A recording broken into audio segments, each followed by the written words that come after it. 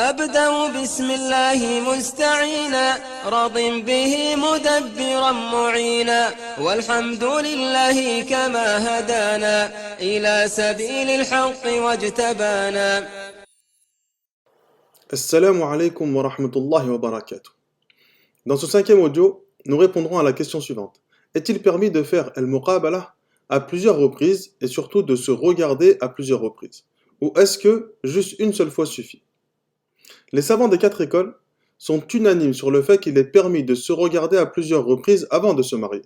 Et cela afin de ne pas regretter son choix et de blesser fortement la personne avec qui l'on s'est marié.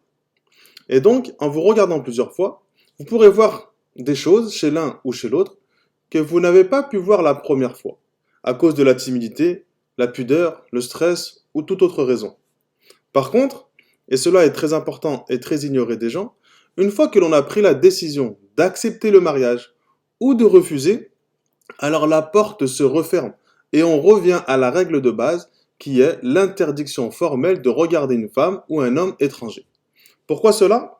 Car à ce moment-là, il n'y a plus aucune utilité à se regarder. Et même si cette décision est prise dès la première muqabala. Donc, si dès la première muqabala, vous avez pris la décision de vous marier et que vous n'avez plus aucun doute, alors il n'est plus permis de se voir à nouveau. Et le prochain regard, la prochaine conversation devra se faire une fois marié. Et tout cela dans le but de préserver l'honneur des croyants et croyantes en leur évitant de tomber dans le péché. Car le regard est un moyen de s'encourager au mariage.